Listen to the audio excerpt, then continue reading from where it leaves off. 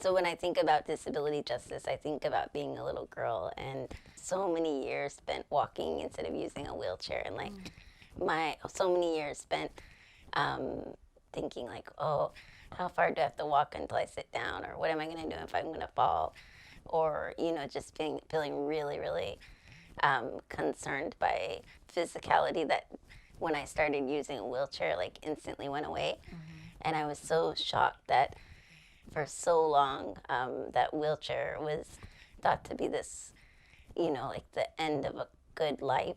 And really, it was the opposite, and it was so liberating.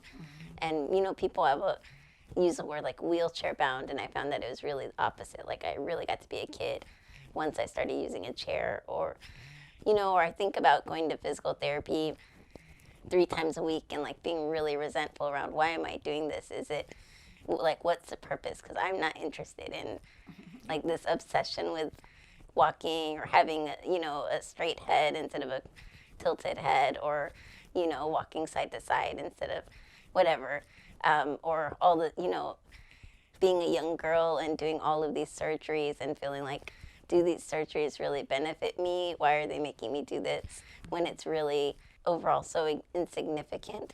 But again, things like a neck straightening surgery, you miss a whole summer of being a kid, and it's just so that your head looks straighter, and not really medically necessary. Wow. But so much of that is around, like, I think about my mom and, my dad being gone, and so she's a Korean mom with all of these white doctors, and them telling her she's not being a good mom if I don't do these surgeries. And is medicine about quality of life, or is it about like social control and perpetuating this idea of like a good body? Ableism is the bane of my motherfucking existence. Ableism is, it's funny because people are like, oh, I'm so sorry that you're disabled. And it's absurd. I kind of want people to be like, oh, I'm so sorry that we live in ableism and I'm perpetuating it every day. Like, that's an appropriate thing to feel shitty about.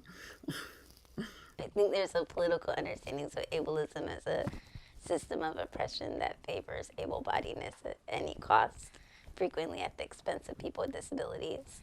And I think ableism touches every aspect of life. Earlier, you were talking about internalized ableism and all of these values that people with disabilities adopt and carry shame, and it's like so heavy, such a heavy coat, And then I think there's ways ableism gets played out interpersonally between non-disabled people and people with disabilities. We know that the employment rate for people with disabilities has barely shifted over the last 40 years. We know so many people with disabilities are still locked away in institutions or in back rooms. So there's that interpersonal and systemic piece, and then also the institutional ableism. So what systems are in place that continually keep people with disabilities out? There's a lot of conversation to be had too, I think, about all the ways that ableism and racism and classism and heterosexism and all forms of oppression like really work together to keep people out.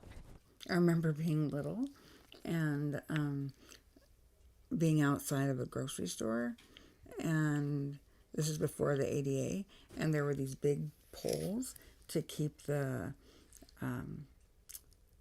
shopping carts in, and that also kept people in chairs out. And so, people would tie their dogs on the poles, and I would, and I would like hang out with the dogs outside, because I couldn't go in the grocery stores, and I mean, that's what it looks like when you don't have access, right? Is you just get literally left outside.